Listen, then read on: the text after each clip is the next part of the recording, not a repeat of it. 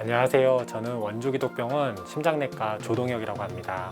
네, 좋은 발표 기회를 주셔서 감사드리고, 제가 오늘 말씀드리고자 하는 내용은 신부전 환자가 어떠한 병태 생리를 갖고 있고, 이런 병태 생리에 근거해서 기본적인 치료의 원칙 두세 가지 정도를 말씀드리고자 합니다.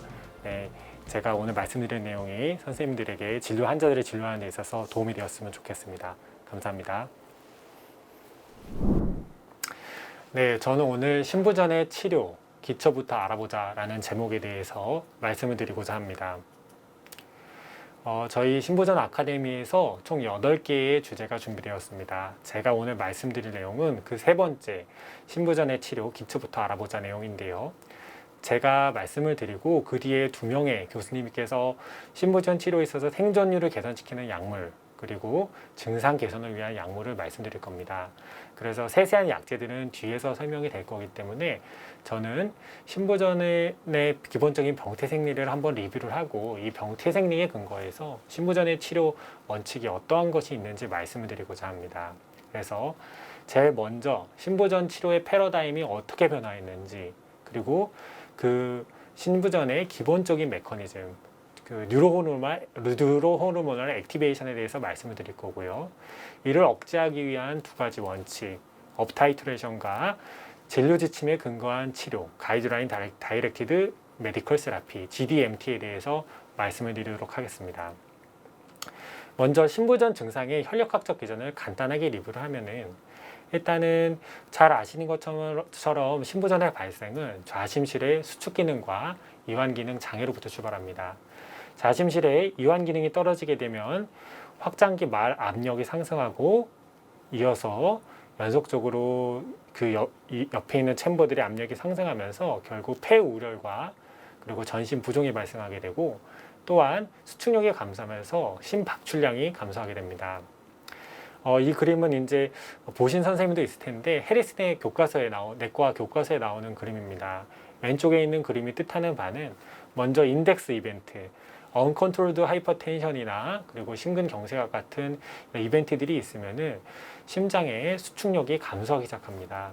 그래서 감소하기 시작하면은 점점 처음에는 보상을 하지만 결국 여러 가지 증상이 발생하게 되는데, 이걸 펌프 페일러라고 하고요.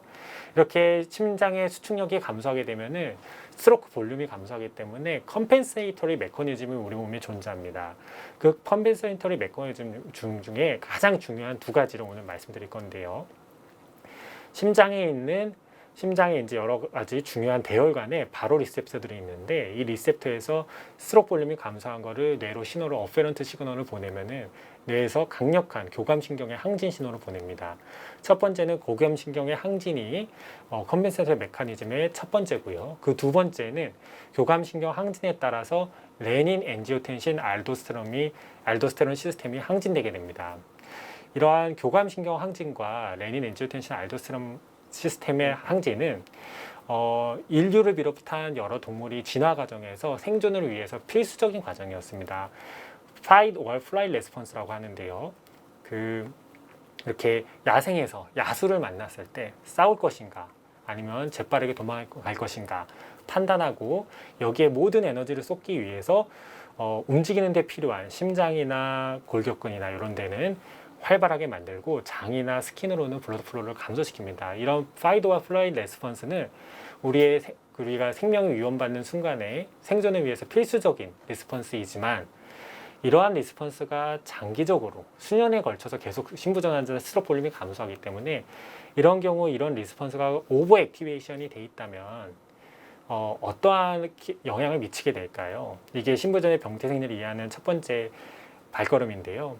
교감신경이 항진되게 되면은 허트레이트가 상승하고요, 컨트랙타일 포스가 증가하고, 또한 페리큐럴 베스큘러 레지스턴스가 증가합니다. 이렇게 증가함에 따라서 첫 번째로는 이제 심비대와 심박수 상승이 일어나게 되고, 이에 따라서 결국 O2 디맨드가 올라가기 때문에 허혈성 심질환에 취약하게 됩니다. 장기적으로 봤을 때는요. 또한 레닌, 엔지오텐신, 알도스테론이 항진되면은 결국 신부전 환자들이 폐부종이 있음에도 불구하고 전신, 블러드 내의 서큘레이션은 감소하기 때문에 우리 몸에 물이 모자르다고 키드니와 심장을 인지하기 때문에 이런 알도스테론 시스템이 항진돼서 결국 그 블러드 볼륨을 증가시키게 됩니다. 블러드 볼륨이 증가하면은 결국 말초부종, 폐부종이 오히려 더 악화되는 비셔스 사이클에 빠지게 되고요. 또한 엔지오텐신 역시 강력한 컨스트릭터이기 때문에 사고체 혈관들을 수축시켜서 사고체 여과압을 상승시킵니다. 일시적으로는 사고체 여과압을 상승시키는 게 생존에는 필수적이지만 장기적으로 봤을 때는 사고체 손상을 유발하고요. 또한 알도스테론의 상승은 마이오카디얼 파이브로시스를 유발한다는 것은 매우 잘 알려져 있는 메커니즘입니다. 따라서 기존의 신부전의 패러다임은 증상이 있으면 환자들을 이뇨제와 디지탈리스로 조절하는 게 초점이었다면 1980년대에 들어서 신부전 혈력학에 대한 기본적인 이해들이 생겼고요. 전부화와 후부화가 증가하고 수축력은 감소한다. 따라서 이 메커니즘을 개선시켜 보자라는 게 초반에 나왔다면 이때 제시된 중요한 가설이 있습니다.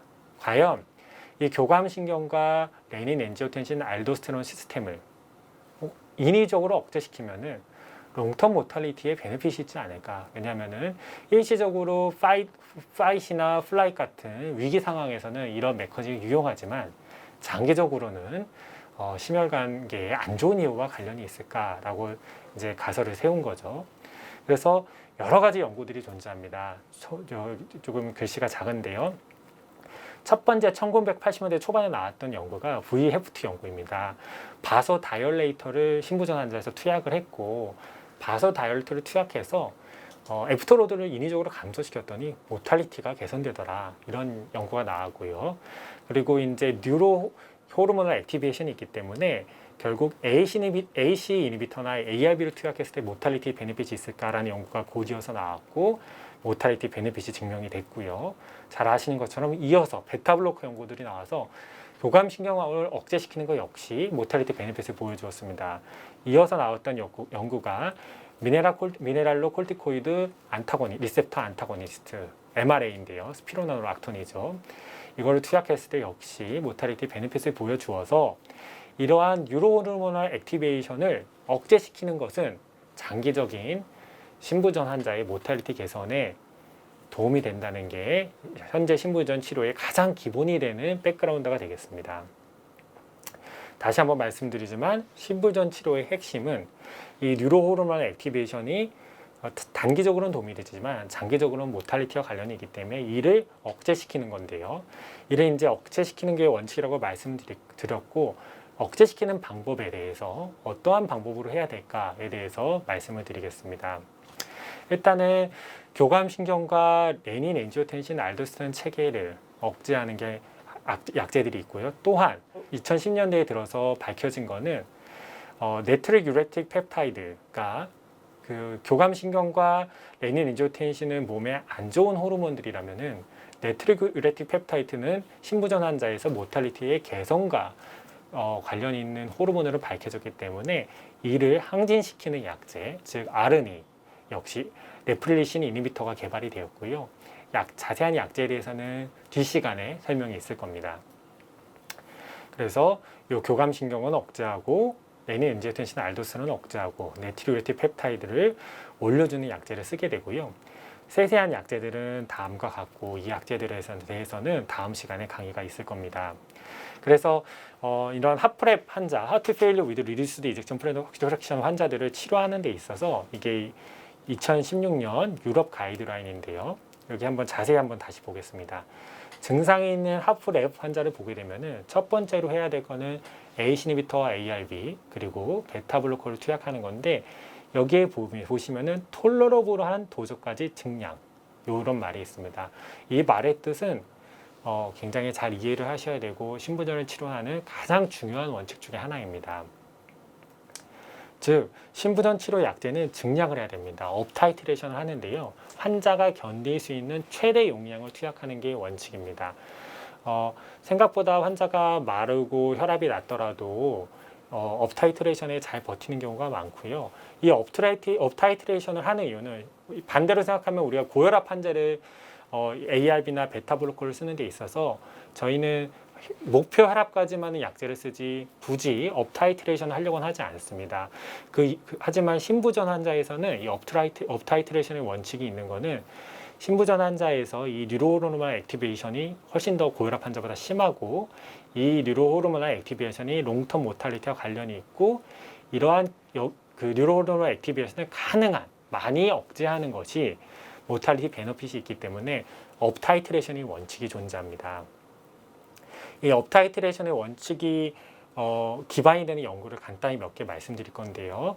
패러다임 허트 페일리어 연구라고 RNA 약제를 이제 도즈를 한 번이라도 감량한 그룹과 한 번도 감량하지 않은 그룹을 비교했을 때 용량을 감량했던 그룹에서 이렇게 모탈리티가 유의하게 차이가 났었고요. 또한 이 연구는 랜더마이즈 컨트롤 연구입니다. 힐 연구인데요.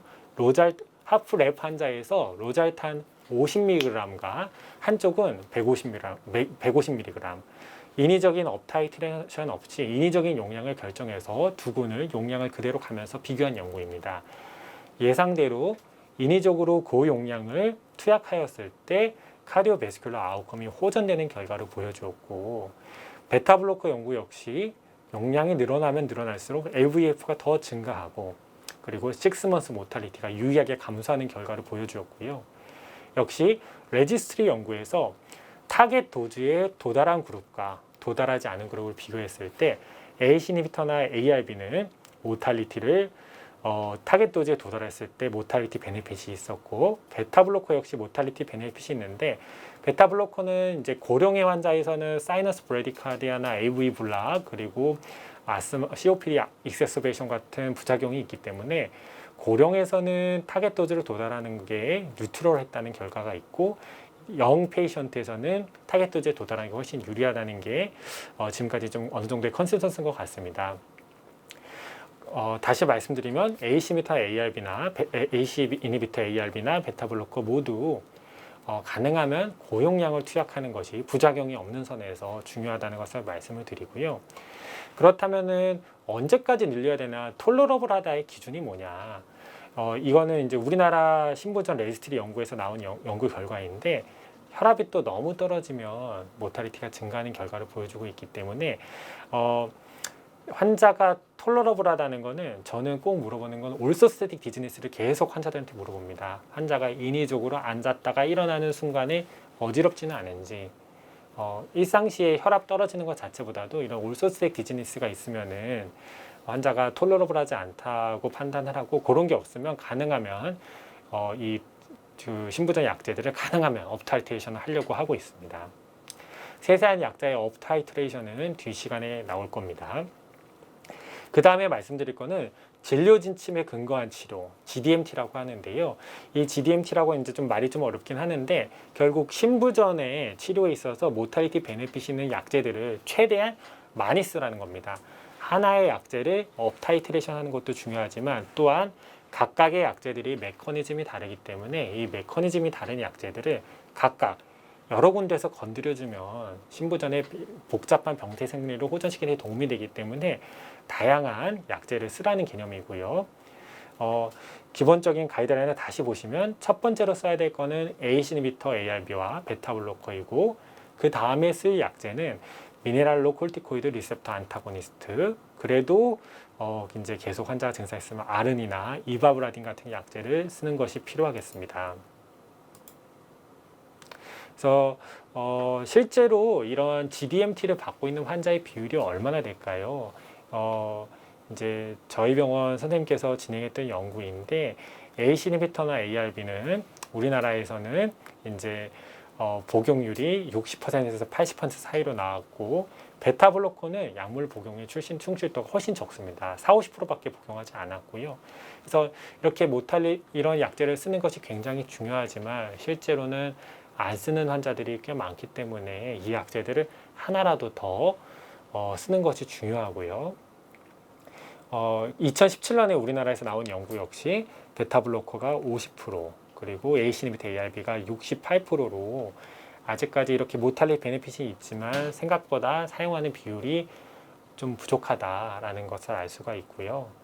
한편 여기 글씨가 작아서 죄송한데요. ACE 이니비터나 ARB를 쓰는 그룹과 쓰지 않는 그룹에서 비교를 했을 때 안 쓰는 경우 모탈리티가 올라가고, 또한 아르니 역시 안 쓰면 모탈리티가 올라가고, 베타블로커 역시 안 쓰면 올라가고, MRA 역시 안 쓰면 모탈리티가 올라가는 것을 결과로 보여주고 있고요.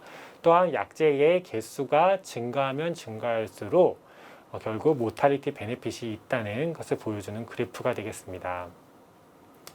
따라서 다시 말씀드리면은 저희가 GDMT 첫 번째 AC 및 ARB는 꼭 쓰셔야 되고, 또한 베타블로커 써야 되고, MRA를 역시 많이 까먹으십니다. MRA 역시 꼭 써야 되는 신부전의 약제이기 때문에 이 약제를 쓰는 것이 필요하다라고 말씀을 드리고요. 최근 들어서는 AC-inhibitor ARB보다 아르니가 보다 더 모탈리티 베네핏이 있는 것으로 밝혀졌습니다. 뉴로호르몬 액티베이션을 블록하는 것 외에 그 네트리우레틱 펩타이드를 올리는 약제이기 때문에 좀 더 베네핏이 있는 것으로 알려져 있기 때문에 이 약제 역시 위험해서 아셔야 될 것으로 생각합니다. 그럼 이제 마지막 주제입니다. 그러면은 제가 좋은 약제들이 많다고 말씀을 드렸는데 어떤 약제를 먼저 시작해야 될까요? 미국 이게 사실 AC 이니비터나 ARB와 베타블로커 둘 중에 어떤 거를 써야 될지 사실 직접적으로 비교한 연구도 있는데 그 연구가 생각보다 많지는 않습니다. 근데 이제 최근 2021년에 미국 최신 진료 지침에서는 보다 명확하게 지침이 나왔는데 아르니, AC 이니비터, ARB 세 개를 묶어서 요 세 가지는 신부전 환자들이 풀모너리 컨제스션이 있고 이렇게 언스테이블한 환자에서도 상대적으로 톨러러블하니까 이런 환자에서 쓸 수가 있다라고 얘기하고 있고요. 한편 베타블로커를 쓰게 되면은 교감신경을 억제시키기 때문에 네가티브 이노트로픽 이펙트가 있기 때문에 컨제스션이 있는 환자에서는 불리하다. 따라서 컨제스션이 있는 환자에서는 AC 이니비터 ARB를 먼저 쓰시고요. 컨제스션이 없다면은 두 약제 중에 보다 더 선호하시는 약제를 먼저 쓰면 되겠습니다. 미국의 닥터 그린버그라고 신부전의 대가 선생님에게도 신부전 학회지에서 어느 약제를 먼저 시작할 것인가에 대한 질문을 던진 적이 있는데요. 이거는 이런 대가 선생님의 답변도 이런 억제제의 사용 순서 결정은 담당 의사가 결정할 몫이다 라고 답변을 주셨고요. 하지만 이 선생님은 미국 진료지침과 동일합니다. 체과다 소견이 있는 환자, 볼륨이 오버로딩이 되어 있는 환자에서는 아르니와 MRA를 일찍 시작하는 것을 선호하고, 그리고 닥터 그린버그 역시 아르니를 굉장히 좋아하는 의사인데요. 아르니를 가능하면 쓰는데 아르니를 투약 전에 두 가지만 주의하면 된다. 투약 전에 시스톨릭 BP가 6시간 동안 100 이상 넘고, 그리고 이뇨제 용량이 6시간 동안 변화 없이 안정적으로 유지되고 있다면 아르니 약제를 쓸 것을 권유하고 있습니다. 자, 마지막 결론 말씀드리겠습니다. 신부전 환자에서 혈력학적 보상 기전, 즉 교감신경의 활성화, 뉴로호르몬al 레닌, 엔지오텐신, 알도스테론 시스템의 활성화는 신부전에 안 좋은 예후와 관련이 있다는 것을 꼭 기억을 해주시고, 이 신경 호르몬을 가능하면 눌러주는 게 치료의 중요한 원칙이 되겠습니다. 이 원칙을 지키기 위한 원칙, 첫 번째, 약제들을 증량해야 되고요. 두 번째, GDMT에 따르는 가능한 많은 약제를 사용하는 것이 중요하다라고 말씀을 드리면서 오늘 발표를 마치도록 하겠습니다. 경청해 주셔서 감사합니다.